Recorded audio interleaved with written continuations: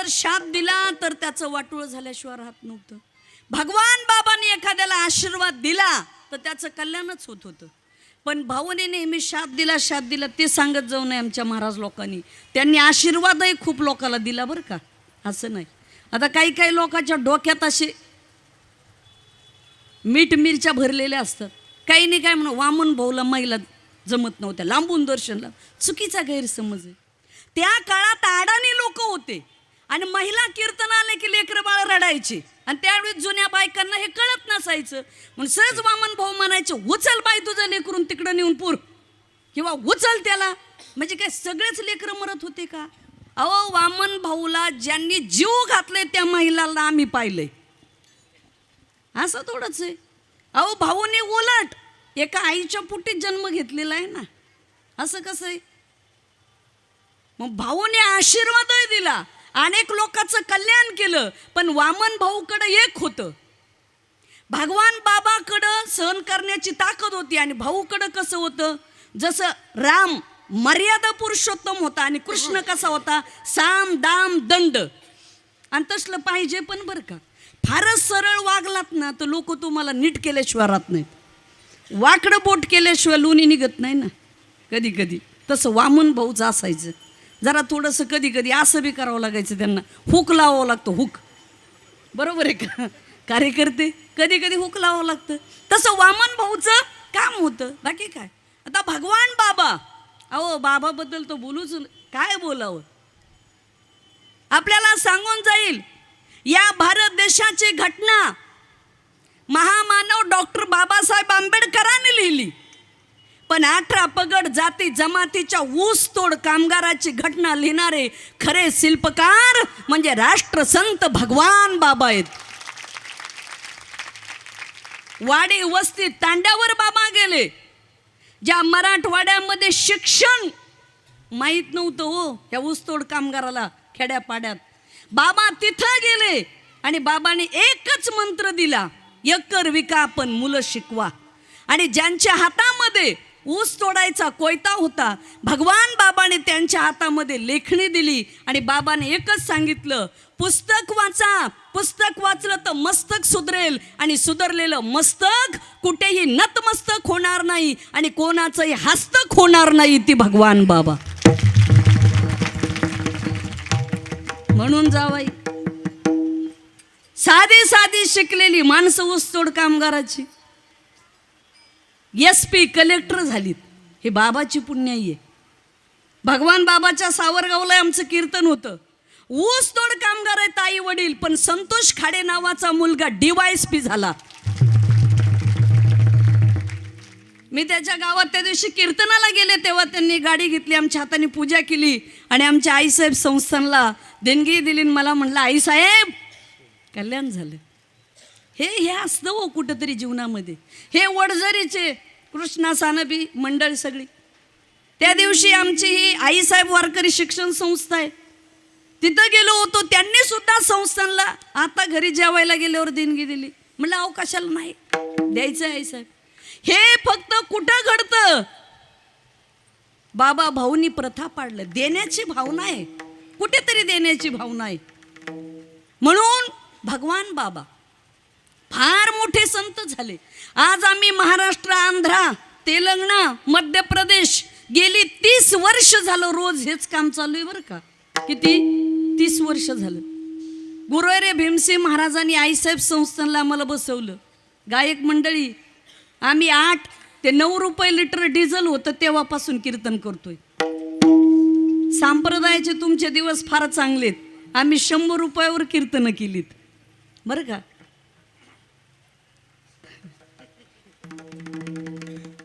बरोबर आहे का? कसे दिवस काढले असेल विचार करा. काळ कसा होता तो. आणि आज सगळ्यालाच दिवस चांगले आलेत महाराज. होय महाराज, आपल्याला तरी काही कमी आहे का? कोणालाच कमी नाही. कोणालाच नाही. ज्याचा बाप श्रीमंत आहे त्याचे लेकरं काय गरीब असणार आहेत का? काही काही लोकांनी म्हणावं तुकाराम महाराज गरीब होते. मला कमाल वाटते. तुकाराम महाराजाच्या 5च अभंगावर आमच्यासारख्या महाराज लोकांनी कीर्तन करू द्या, आमची महाराज लोक करोडपती झालेत. बरोबर आहे का? अभंगावर कीर्तन करणारी महाराज लोक जर करोडपती झालेत, ज्यांनी अभंग निर्माण केले ते गरीब होते का? वेदाचा तो अर्थ अमासीच ठावा, एरानी वाहवा भार माथा, असे तुकोबारा. एवढा मोठा वारकरी संप्रदाय मोठा आहे, विस्तीर्ण आहे. आणि वारकरी संप्रदायाच्या भगव्या पताकाखाली 18 पगड जाती जमातीची लोक एकत्रित येतात. हा वारकरी संप्रदाय हा एक धर्म आहे. म्हणून वारकरी संप्रदायासारखा पंथ नाही, ज्ञानोपरायासारखे संत नाही, आणि ज्ञानेश्वरी सारखा ग्रंथ नाही. म्हणून समीकरण आहे, भगवान बाबाच्या गळ्यात सोन्याच्या चैनमध्ये माऊलीची समाधी आहे. आणि भगवान बाबाचा असा एकही फोटो नाही की ज्या फोटोच्या पुढे ज्ञानेश्वरी नाही. ज्ञानेश्वरी आहे बाबाच्या पुढे. बाबा फार मोठे संत आहेत. महाराज आपल्यावर अपवाद आला तर काही संत महात्म्याला जेलमध्ये जायची वेळ येते, पण भगवान बाबा असे एकमेव पृथ्वी तलावरचे संत आहेत. काही लोकांनी अपवाद घेतला तर स्वतःच अंग कापलं, आणि जिथे अंग कापलं तिथं रक्त सांडलं, तिथं तुळशी उगवल्या. हा बाबाचा चमत्कार आहे. गुरुवारी भीमसेन महाराजांनी त्या पखाळ डौला मोठा नारळी सप्ताह केला. हे बाबांचा चमत्कार आहे. धावून आले देव आणि बाबा जिवंत राहिले. कोण धावून आलं भगवान बाबासाठी? देव. कोणता देव? या महाराष्ट्राचं आराध्य दैवत. आम्ही 4 धाम यात्रा फिरलो, पण लांबून दर्शन आहे बरं का बाबाजी. कुठेही जा लांबून देवाचं दर्शन आहे. महाराष्ट्राचं एकमेव दैवत आहे विठ्ठल भगवान, की ज्याच्या पायावर डोकं ठेवून दर्शन आहे. असा देव वेदाला कळाला नाही, असा आमचा पांडुरंग परमात्मा.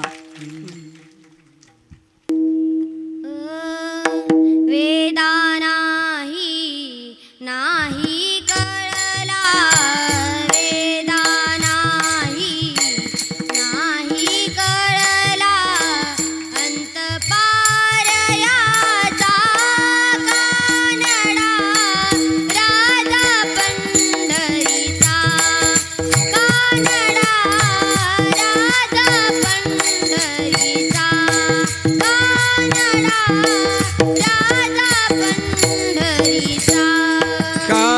कानडा, राजा पंढरीचा कानडा, राजा पंढरीचा कानडा, राजा पंढरीचा.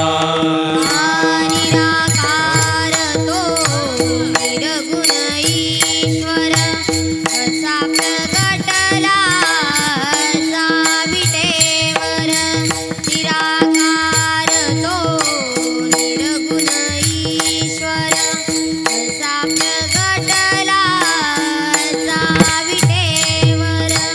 उभय ठेविले हात कटेवर, उभय ठेविले हात कटेवर. पुतळा चैतन्याचा कानडा, राजा पंढरीचा कानडा, राजा पंढरीचा कानडा, राजा पंढरीचा. कानडा, राजा पंढरीचा कानडा, राजा पंढरीचा कानडा, राजा पंढरीचा.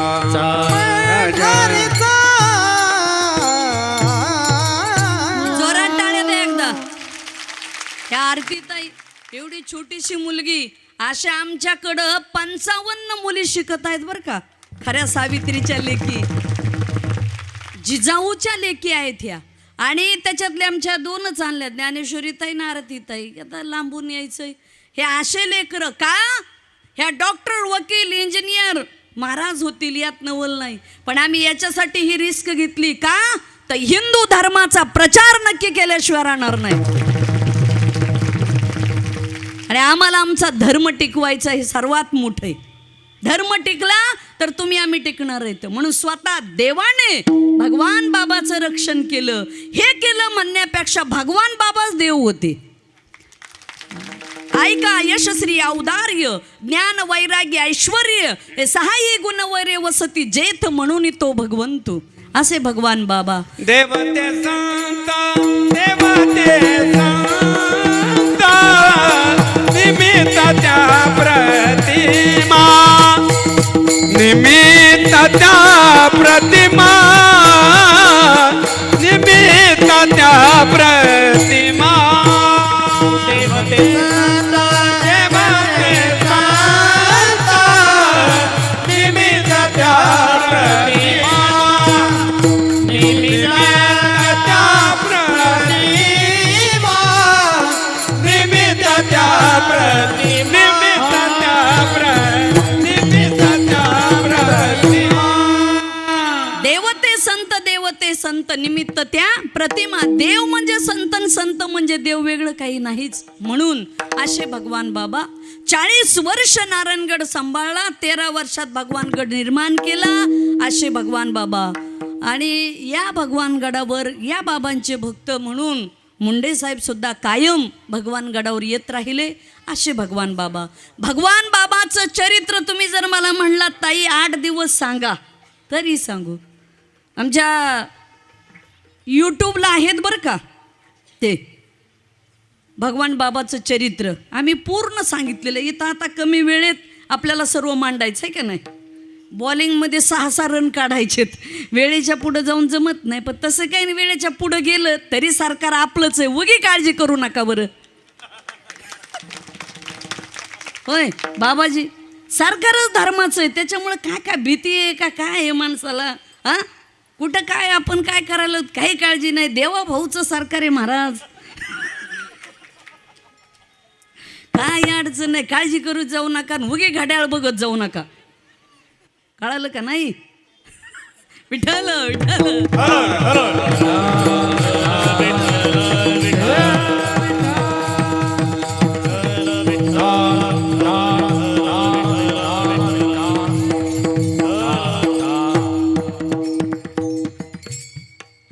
असो. म्हणून भगवान बाबा फार मोठे संत होऊन गेलेत, भाऊही फार मोठे संत झालेत. भगवान बाबाच्या आयुष्यामध्ये संघर्षही फार मोठा होता, त्यांचं कार्य बाबाचं फार मोठं आहे. भगवान बाबा संत होतेच होते, पण त्यांच्यामध्ये शिक्षण महर्षी दडलेले होते. भगवान बाबांनी शाळा काढल्या, कॉलेज काढले, बाबांनी मंदिरं बांधलेच बांधले, पण 2 पायाची चालती बोलती मंदिरं उभा केली म्हणून क्रांती घडली. असे भगवान बाबा. आणि हा अभंग आहे मुक्ताईचा. जसं बाबाच्या आयुष्यामध्ये फार संघर्ष झाला तसं माऊलीच्या आयुष्यामध्ये सुद्धा फार संघर्ष झाला. ज्या काळामध्ये ज्ञानोबाराय यांचे वडील विठ्ठलपंत यांनी संन्यास घेतल्यानंतर गुरुनी आज्ञा दिली, पुन्हा घरी जा, पत्नी रुक्मिणी आईसाहेबाबरोबर संसार केला, पुन्हा निवृत्ती. ज्ञानदेव सोपान काका मुक्ताबाई 4 अपत्य झाली, पण संन्यास घेतल्याच्या नंतर पुन्हा संसार स्वीकारला. त्या काळातली कर्मठ लोक सहन करायला तयार नाहीत, जातीत घ्यायला तयार नाहीत, मुंजी करायला अधिकार द्यायला तयार नाहीत. मग विठ्ठलपंत आणि रुक्मिणी आईसाहेब पैठणच्या कोर्टात गेले आणि पैठणला गेल्याच्या नंतर त्यावेळेस विठ्ठलपंत म्हणत आहेत, न्याय देवतांनो न्याय करा, माझ्या मुलांना चूक मी केली पण आमच्या मुलाने काय केली, जरा मुंजी वगैरे करण्याचा अधिकार द्या. त्या काळातली न्याय व्यवस्था चुकीची ठरली आणि सांगितलं तुम्हाला एकच प्रायश्चित्त आहे, देहांत प्रायश्चित्त. तुम्हाला सांगून जाईल, कधी कधी काही खुर्च्या मोठ्या असतात पण खुर्चीवर बसणारे खोटं बोलतात. म्हणून खरे सोडून कधी कधी संन्यासाला फाशी. बरोबर आहे का नाही. खोटे सोडून असं बऱ्याच वेळा ही जी म्हण आहे ती खोटी नाही. त्याचाच बळी झाला आणि ज्ञानोबारायांच्या आई वडिलांना देहांत प्रायश्चित्त घ्यावं लागलं. आणि सिद्धबेट जवळच तिथं जाऊन बसले माऊलीचे आई वडील ज्ञानोबा निवृत्तीनाथ. त्यांनी तर देहांत प्रायश्चित्त घेतलं, आळंदीच्या बाहेर राहावं लागलं. जेव्हा माऊलींनी भिक्षा मागायला आळंदीत यावं तेव्हा संन्याशाच्या कार्ट्यानं सकाळी सकाळी तोंड दाखवायला येतात. जुळी भाडावी, पीठ पडलेलं भरून घेऊ नये म्हणून मातीत मिसळावं. विचार करा बरं. ज्ञानेश्वर महाराजांना कुणी अन्न खाऊ दिलं नाही ना, आज पार समाधी उघडून लावली लोकांनी. ही लोकांची परिस्थिती आहे. समाज काय घेऊन बसले. आज कोणाला डोक्यावर घेईल आणि उद्या कोणाला पायाखाली घालल सांगता येत नाही. फार अवघड आहे जग सध्या, विचारायचं काम नाही राहिलेलं. मग एके दिवशी ज्ञानेश्वर महाराज सहज इंद्रायणीला स्नानासाठी आले. त्या काळातले काका आले आणि संन्यासाच्या कार्ट्या सकाळी सकाळी इंद्रायणी बाटवायला आलास का? ज्ञानेश्वर महाराज निरागस अंतकरण, स्वच्छ अंतकरण, माऊली दिसायला देखणे होते. सरळ नाग, डोळे हरणासारखे आणि योग्याचा बांधा माऊलीचा, असे केस कुरळे, फार लहान निरागस मूर्ती आणि हृदयाला शब्द लागले. संन्यासाच्या कार्ट्यानो इंद्रायणी बाटवायला आलात का? ज्ञानेश्वर महाराज म्हणतात, काका आमच्यामुळे इंद्रायणी बाटत नाही हो, पण हे विटाळलेलं जग पाहण्याची आता आमचीच इच्छा राहिली नाही. काय तुमचं तोंड पाहावं. जप जप पाऊल टाकत माऊली सिद्ध बेटाकडे गेले. आपला झोपडीचा दरवाजा बंद केला आणि माऊली आत बसले जाऊन. तुम्हाला काय वाटतं, कधी कधी संताला उदासीनता प्राप्त होत नाही का? होती. हसावे रुसावे न लगे बहुता. कोणावर रुसायचं नाही. आमचे तुकाराम महाराज ज्ञानोबाराय हे म्हणले, जनतेवर रुसू नका, आणि तर बसलेली सगळी गोष्ट लक्षात ठेवा. तुम्हाला जर कोणी त्रास दिला तर कोणाच्या पुढे अश्रू गाळू नका. खूप रडणं अनावर झालं तर खोलीचा दरवाजा बंद करा आणि आतमध्ये मोकळे व्हा. आज हे जग तुम्ही रडलात, तुमचे अश्रू पुसणारं जग नाही, तुमच्या दुःखावर मीठ चोळणारं जग आहे. म्हणून दुःख माणसाने बाहेर नका काढू. जवळचा मित्र असेल तर जरूर त्याला सांगा, जवळच्या माणसाला व्यक्त व्हा, पण कुठेही रडत बसू नका. आणि जिथे तुम्ही अश्रू गाळता त्या अश्रूची किंमत करणाऱ्या माणसाजवळच अश्रू गाळा. जगापुढे अश्रू गाळून काय उपयोग आहे? त्याची जाणीव, त्याची वेदना होणारी माणसं पाहिजेत ना. तसं माऊली बंद केली आणि आत बसले, उद्विग्न झाले. निवृत्तीनाथ आले, दादा आले आणि म्हणतात, माऊली ताटी उघडा. उघडायला तयार नाहीत. सोपान काका आले, उघडायला तयार नाही. शेवटी मुक्ताई आल्या. अरे ज्ञानदादा, तुझ्यासारख्या ज्ञानाने जर ताटीचा दरवाजा बंद केला तर आमच्यासारख्या मुक्तानं काय करायचं? आणि दादा, अरे ज्ञाना, हे जग असंच आहे. राजा, तुम्हाला सांगू का, आई वडील गेल्याच्या नंतर पुरुषाची आई जर कोण होत असेल तर ती बहीण ही आई होत असते. बरं, म्हणून आमची छोटीशी लढीवाल लाडकी मुक्ताई. म्हणून तुम्ही बघा, रक्षाबंधनाचं नातं हे सर्वात पवित्र आहे. बहीण भावाचं नातं सर्वात पवित्र आहे. पण माता माऊल्यांनो, तुम्ही ते पवित्र नातं सुद्धा अलीकडं कलंकित करायला लागलात. तुम्ही म्हणाल कसं? तुमचं लग्न झालं, भावाचंही कर्तव्य आहे. आपल्या बहिणीची परिस्थिती सर्वसामान्य असेल तर जरूर भावाने बहिणीच्या मुलीच्या लग्नाला परत घ्यावे असे पैसे घेऊ नका, तिला सहकार्यच करा. पण बहिणीची परिस्थिती चांगली असेल तर बहिणीने एक गोष्ट नक्की लक्षात ठेवा, भावाच्या प्रॉपर्टीवर दावा टाकू नका, त्याच्या प्रेमाची कदर करा. बहीण भावंड आपण एका आईच्या उदरातून जन्माला आलेलो, आपण रक्ताची नाती आहोत. या वनवे साहेब आलेत, सानप साहेब आलेत, अजून मग मला माहित नाहीत काय, आमच्या पाडळीचेच आहेत. गोरे साहेबांचे ते OSD आहेत. माझ्या बऱ्याच फायली ते पुढं सरकवत असतात. बरं झालं ते अजून आले, अजून फाईल पुढं सरकणारच आहे आमची. ज्या पाडळीचेच आहेत. आमचं गाव तागडगाव आणि ते पाडळीचे. मंत्रालयात पण बरेच माणसं आहेत. मी एके दिवशी साहेब मंत्रालयात गेलो, बरेच OSD ओळखीचे निघाले माझ्या. ते मला म्हणले, आई साहेब आम्ही सगळेजण तुमच्या यूट्यूबला कीर्तन ऐकतो. आता मला नव्हतं वाटलं आपलं ऐकतात लोक म्हणून. ते म्हणले आम्ही सगळेजण ऐकतो. म्हणलं मग बरं आहे, काय अडचण नाही आपल्या फाईलला. मध्ये 2-3 कोटी मंजूर झाले. बदर्जा सरकारी आता पंकजात येऊन गेल्या ना, एकाच वेळेस 3 कोटी मंजूर करून घेतले. काय अडचण नाही. सर्व ज्याचा वशिला त्याचं कुत्र काशीला. वशिला सानप साहेब वसीला असलं मी तिकडून फक्त सानप साहेबाला फोन करत असते, ते बघा आपलं तेवढं. कशाला महाराजाला काय अडचण आहे, काही नाही, अजिबात नाही. आणि सानप साहेब बी बघत असतात. आमचे वनवे साहेब, त्यांचाही मुलगा कलेक्टर आहे. ते मुंडे साहेबापासून आज वनवे साहेब इथं आलेत. मला आठवण नेहमी येते. आम्ही 2010 पासून मुंबईला येतो कार्यक्रमाला, त्याला मुंडे साहेबाला भेटायला गेलतो.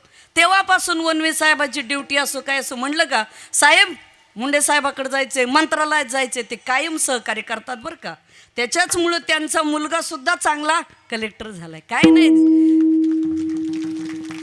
तुम्ही चांगलं कर्म करा. आपला विषय तोच चालला होता ना, काम करो ऐसा की पहचान बन जाए, काम करो ऐसा की पहचान बन जाए, कदम चलो ऐसा की निशान बन जाए.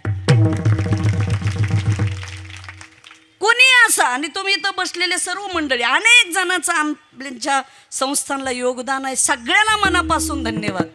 आम्ही या मुंबईमध्ये अनेकाच्या घरी जातो, तोंड ओळख आहे, सर्वांना मी ओळखते, नावाचा उल्लेख होतोय नाही होतोय, पण सगळी मंडळी आपल्या या मुंबईमध्ये राहणाऱ्या सर्व लोकांचं घर गोकुळासारखं बनावं माता माऊल्यांनो, हे भगवान बाबा भाऊला स्मरून सांगेल.